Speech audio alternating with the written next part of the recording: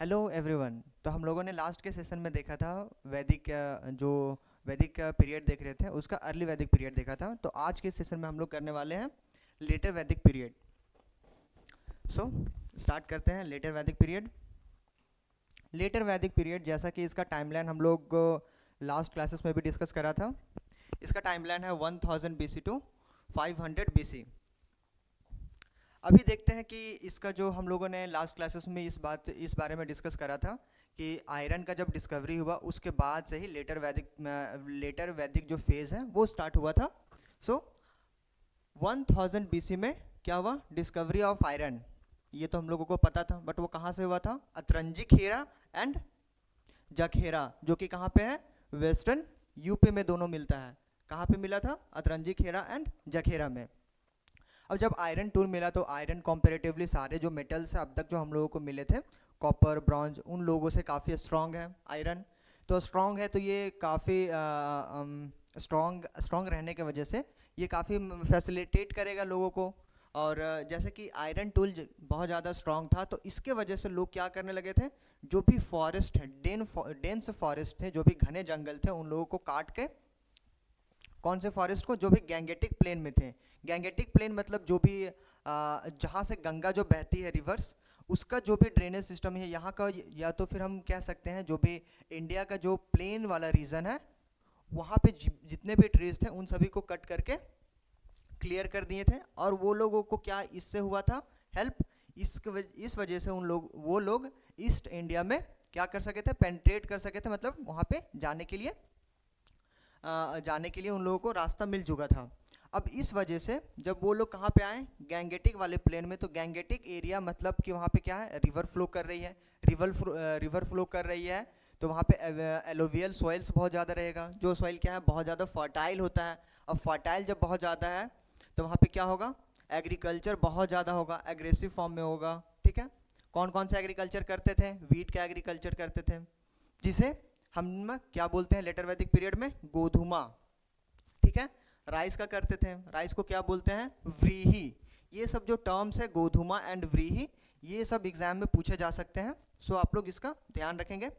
उसके बाद फिर उसी टाइम पे शुगर केन मतलब ईख, या अभी के हम लोग जो गन्ना बोलते हैं, उसका भी प्रोड्यूशन स्टार्ट हो गया था 1000 के आसपास। ठीक है। उस टाइम तक क्या हुआ था? लैंड बहुत ज़्यादा एक इम्पॉर्टेंट वेल्थ बन गया था। हम लोगों ने जैसा देखा था अर्ली वैदिक पीरियड में, उस टाइम पे इकोनॉमिक वेल्थ क्या था? कैटल्स थे। क्योंकि जो भी राजन्स रहते थे वो राजन बैटल ऑर्गेनाइज करते थे और वो कैटल्स जीतते थे, दूसरे को हरा के उनका जितना भी कैटल्स रहता था वो कैप्चर कर लेते थे। बट इस टाइम तक आते आते लैंड सबसे ज़्यादा इंपॉर्टेंट बन जाता है। ठीक है। तो राजन क्या करते थे? यहाँ पे बैटल ऑर्गेनाइज करते थे और लार्ज नंबर ऑफ लैंड्स अपने अंडर में लाते थे और वहाँ पे क्या करते थे? एग्रीकल्चर करते थे। ठीक है। इसके बाद अब हम लोगों को ये जो सोर्सेस मिला है, जो भी लेटर वैदिक के पीरियड के बारे में हम लोगों को पता है, ये हमें कहाँ से पता है? इसका जो सोर्स है वो क्या है? तो इसका सोर्स है इसके जो 3 वेदास हैं, सामवेद, यजुर्वेद, अथर्ववेद। इससे पहले हम लोगों ने ऋग्वेद के बारे में पढ़ा था। फिर ये जो रेस्ट 3 वेदास हैं वो। अभी सामवेदास क्या बताता है? ये अर्लीस्ट बुक ऑफ म्यूजिक है। सामवेदा में क्या है? म्यूजिक के बारे में दिया हुआ है। यजुर्वेदा की बात करें तो ये सेक्रीफाइसेस एंड रिचुअल्स है। जो भी पूजा पाठ होता था तो उसमें कैसे कैसे कौन कौन से सेक्रीफाइसेस किए जाएंगे, कैसे बलि दिए जाएंगे, कौन कौन से नियम कानून है, ठीक है, वो दिए जाते थे। फिर इसमें क्या है? प्रोज एंड पोइट्रीज, कविता और कहानियाँ भी इसमें दिया गया है यजुर्वेद में। अथर्ववेद की बात करें तो इसमें क्या है? मैजिक, जादू है। एग्रीकल्चर के बारे में बताया गया है। इंडस्ट्रीज एंड क्राफ्ट्स के बारे में बताया गया है। कैटल्स रियरिंग, ठीक है, एंड क्योर ऑफ डिजीजेज, बीमारियों के बारे में बताया गया है, मतलब आयुर्वेदा के बारे में बताया गया है। और भी इसके कुछ अदर सोर्सेस हैं, जैसे कि ब्राह्मणास की बात करें तो rule for the performance of sacrificial ceremonies. Brahmanas वो टेक्स्ट था जिसमें बताया गया था कि जो भी सेक्रीफाइसियल, जो भी सेरेमनी होगा, जो भी सेक्रीफाइसेस होगा, वो उसको कैसे करना है, उसका क्या रिचुअल्स है। जैसे अभी के टाइम पे हम लोग जो देखते हैं कि जनरली जो हमारे दशहरा में बलि वगैरह पड़ता है, तो उसमें देखते हैं कि एक बकरे को लाया जाता है, उसके ऊपर कुछ रिचुअल्स किया जाता है, जैसे उसके सर पे टीका लगाना, फिर उसको पहले खिलाना, फिर जाके, तो वो हो गए रिचुअल्स। तो वो क्या किस में दिया हुआ था? ब्राह्मणास में दिया गया था. द मोस्ट इम्पॉर्टेंट एंड ब्राह्मणा इज द सतपथा ब्राह्मण अटैच टू द आयुर्वेदा. और ये जो ब्राह्मणास था वो किससे अटैच था? आयुर्वेदा से अटैच था. ठीक है. दूसरा है अर्यंकाज. ये इसको क्या बोलते हैं? इसका दूसरा नाम है फॉरेस्ट बुक. और ये अपोज करता था जो भी सेक्रीफाइसेस थे उसके अगेंस्ट में ये बात करता था, अर्यंकाज. और जो थर्ड टेक्स्ट है वो क्या है? उपनिषद्स.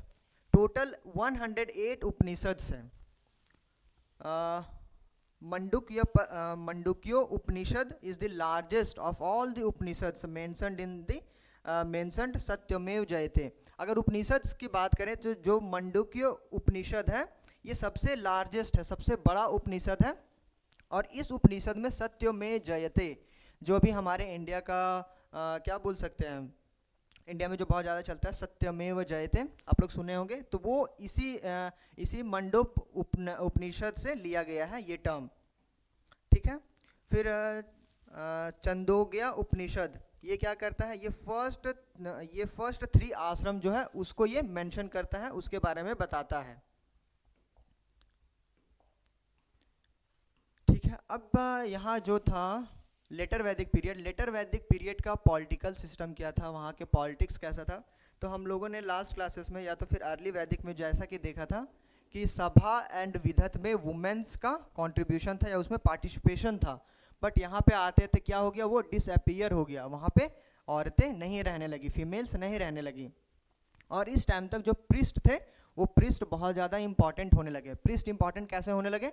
क्योंकि यहीं से आता है वर्ना सिस्टम. अब जब वर्ना सिस्टम आएगा तो वर्ना सिस्टम में जैसे था ब्राह्मण, क्षत्रिय, वैश्य और शूद्र. तो ब्राह्मणस जो प्रिस्ट लोग थे वही थे ब्राह्मण्स. तो ये इनका क्या हो गया था? इम्पॉर्टेंस बहुत ज़्यादा बढ़ गया था. अभी इसमें जो सेक्रीफाइजल रिचुअल्स होते थे, सेक्रीफाइजल जो भी रिचुअल्स थे वो कैसे कैसे थे? तो सबसे पहले राजसूया उसको बोलते हैं कोरोनेशन सेरेमनी.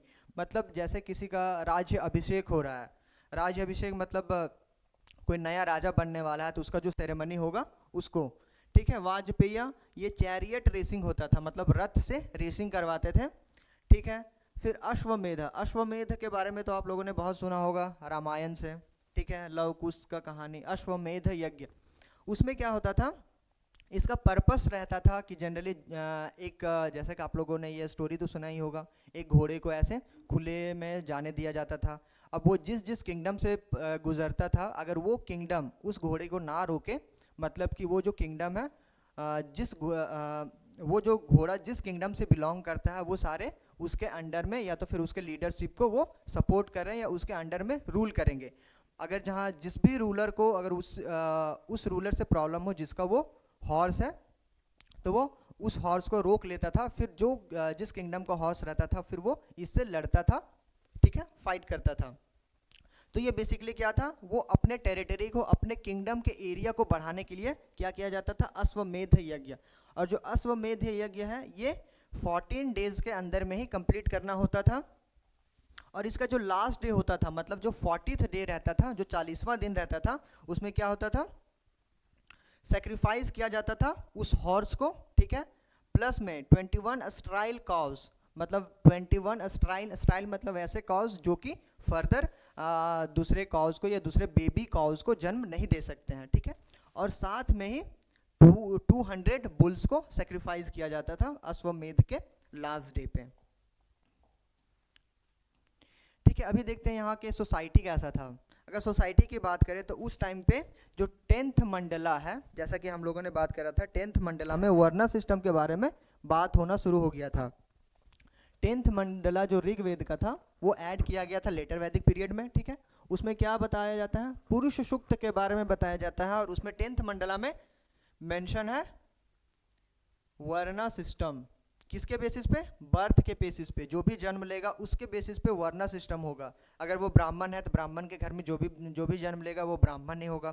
क्षत्रिय के घर पे जो भी जन्म लेगा वो क्षत्रिय ही होगा. शूद्र के घर पे जो जन्म लेगा वो शूद्र ही होगा. मतलब कि जन्म के बेसिस पे वर्ना सिस्टम में ये जो डिवाइड किया गया है वो सारे के सारे इम्प्लीमेंट होने लगे थे। जैसे कि अगर जो ब्राह्मण्स की बात करें तो ब्राह्मण्स का एक कंसीडर किया जाता था, या तो फिर जो भी बनाए थे, जो इसको जो ऐड किए थे वर्ण सिस्टम को, उनका कहना था कि ब्राह्मण्स वो हैं जो इमर्ज करेंगे किससे, मौत से, मतलब जो ब्रह्मा है।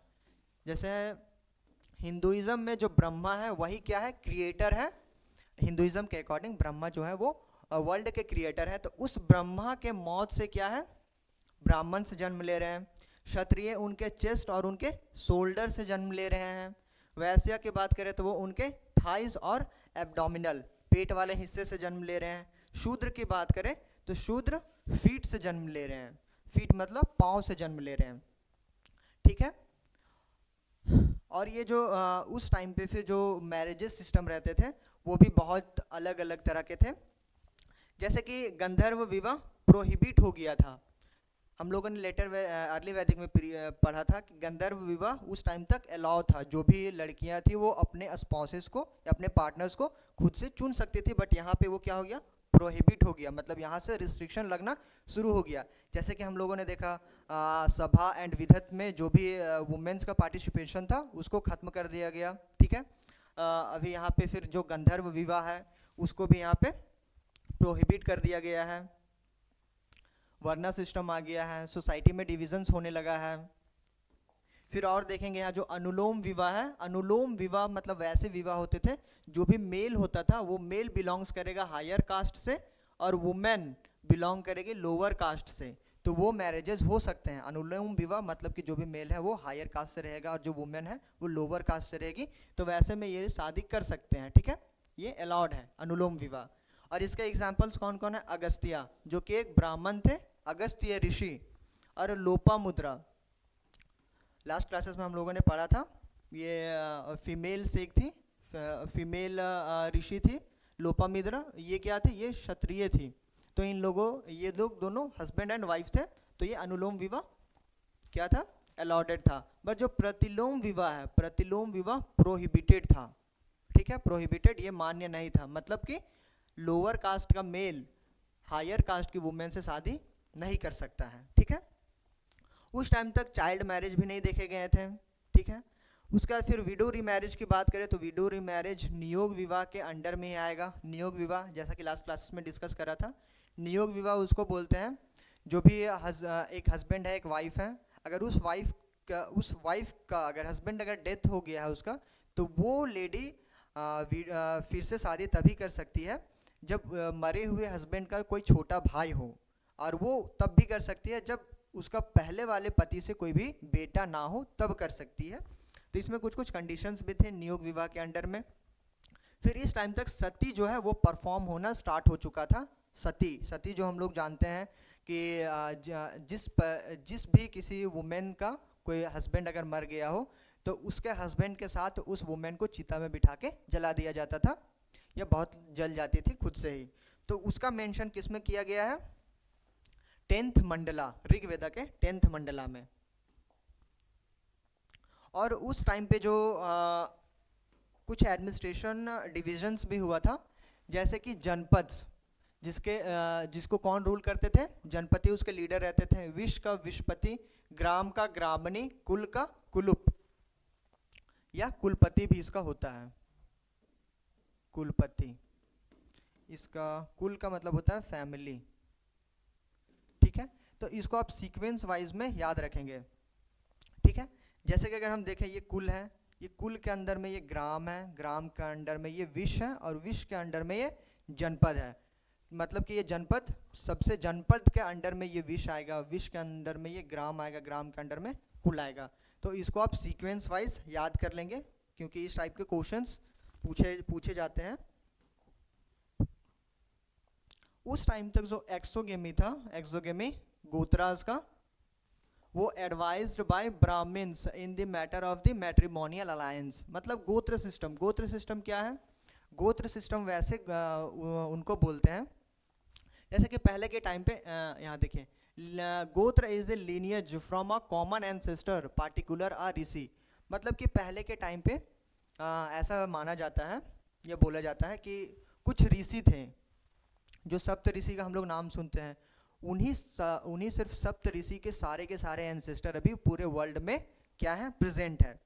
तो अगर कोई भी अगर एक एक ऋषि से बिलोंग करते हैं तो वो उसी ऋषि के, जैसे ऋषि 1 ऋषि 2, अगर मेल इससे बिलोंग कर रहा है तो फीमेल दूसरे वाले क्या, दूसरे गोत्र से बिलोंग करेगी, तभी उनका शादी हो सकता है। अगर जहाँ फीमेल भी इसी गोत्र से इसी गोत्र से है तो उनका शादी बिल्कुल भी नहीं होगा, क्योंकि इनका लीनियज सेम मिल जा रहा है तो प्रॉब्लम होगा, ठीक है। तो इस वजह से नहीं किया जाता था। जैसे कि होता है ना कि सेम लीनियज में शादी करने से, फिर शादी करने से क्या होता है कि ऐसे में कुछ कुछ बायोलॉजिकल प्रॉब्लम्स होने लगते हैं, ठीक है। तो वो जो एक्सोगेमी मतलब होता है जो अलग अलग गोत्र में, अपने गोत्र से बाहर में शादी करना है, ठीक है। इंडोगेमी मतलब होता है अपने ही गोत्र में, सेम गोत्र में, ठीक है। तो इस टाइम तक कॉन्सेप्ट ऑफ 16 संस्कारास भी आ चुका था। 16 संस्कारास, अब इसमें से हम कुछ ही संस्कारास को देखेंगे क्योंकि सारे संस्कारास उतने इंपॉर्टेंट है भी नहीं। तो जैसे कि हम देख रहे हैं क्या, गर्भधारणा संस्कारा, जैसे कि प्रेग्नेंट लेडी, आप जनरली मूवीज़ वगैरह में देखते होंगे कि कोई भी लेडी जब प्रेग्नेंट होती है तो उसको क्या बोलते हैं, अच्छे से उसको सेलिब्रेट किया जाता है, ठीक है। गर्भधारणा को लोग आते हैं गिफ्ट्स वगैरह लेके सेलिब्रेट करते हैं, ठीक है।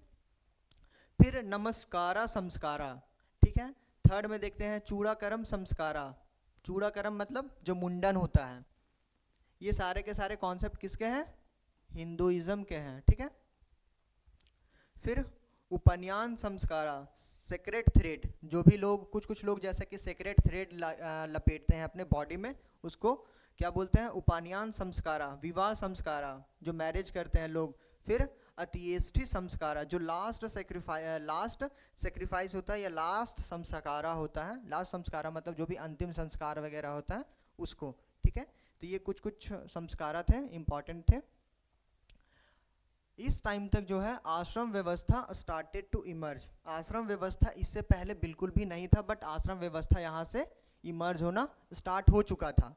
अब इसके कॉन्सेप्ट में क्या बोला जाता है कि ब्रह्मचर्य, लोग जो भी हैं उनको 25 साल तक क्या ब्रह्मचर्य को फॉलो करना चाहिए था, अपने स्टडी को फोकस करना चाहिए था, सिलेबसी को, मतलब ब्रह्मचर्य को निर्वहन करते हुए अपने पढ़ाई पे फोकस करना चाहिए, ठीक है। दूसरा बोलता है गृहस्थ, 26 से 50 साल तक वो क्या करे, अपने मैरिड लाइफ में रहे और जो भी मैरिड लाइफ से रिलेटेड जो भी रिस्पॉन्सिबिलिटीज है वो सभी को वो निभाए, फुलफिल करे, ठीक है। फिर आता है वानप्रस्थ। वानप्रस्थ में बताया जाता है कि 51 से 75 तक क्या करे, वो पार्शियल रिटायरमेंट ले अपने घर से और वो इनलाइटनमेंट की खोज करे, ज्ञान की खोज करे। और फोर्थ आता है संन्यास, फोर्थ फेज है संन्यास, जो कि 76 ईयर से 100 ईयर्स तक आता है। उसमें क्या है, कंप्लीट रिटायरमेंट लेना है अपने हाउस होल्ड से, अपने मैरिड लाइफ से, और वो ज्ञान की खोज में पूरे तरह से अपने आप को झोंक देना है, ठीक है।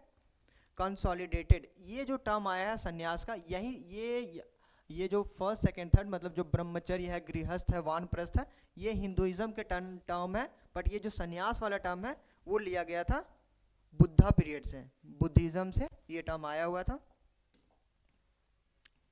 ठीक है। उसके बाद देखते हैं हम रिलीजियस प्रैक्टिसेस। उस टाइम के लोग कैसे कैसे रिलीजियस प्रैक्टिसेस करते थे, क्योंकि अर्ली वैदिक पे हम लोगों ने देखा था कि जो भी नेचर वर्शिप थे वो बहुत ज़्यादा हो रहा था, जैसा कि इंद्र का हो रहा था, फिर मित्र हो रहा था।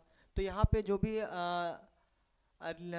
भी इम्पॉर्टेंट जो गॉड्स थे अर्ली वैदिक के, वो सारे के सारे अपने इम्पोर्टेंस खो देते हैं लेटर वैदिक में आने के बाद। और यहाँ पे जो मेन इम्पॉर्टेंट गॉड बनते हैं वो क्या है, प्रजापति या तो फिर क्रिएटर ऑफ द यूनिवर्स, ठीक है। इनको बहुत ज़्यादा इम्पॉर्टेंट मिलता है। और जो भी पुराने गॉड थे अर्ली वैदिक के, वो सब अपना इम्पोर्टेंस खो देते हैं। और कॉन्सेप्ट ऑफ गॉड विष्णु और रुद्र का भी यहाँ पे इमर्ज हो जाता है, मतलब इनका उदय होता है। कॉन्सेप्ट विष्णु का कॉन्सेप्ट आता है, विष्णु को मानना स्टार्ट करते हैं और रुद्र को मानना स्टार्ट करते हैं। अभी इनका जो वर्शिप का करने का तरीका क्या था, तो उनका तरीका था क्या, प्रेयर करना, प्रार्थना करना, मंत्र से पढ़ना, यज्ञ करना, सेक्रीफाइसेस, बलि वगैरह देना, ठीक है।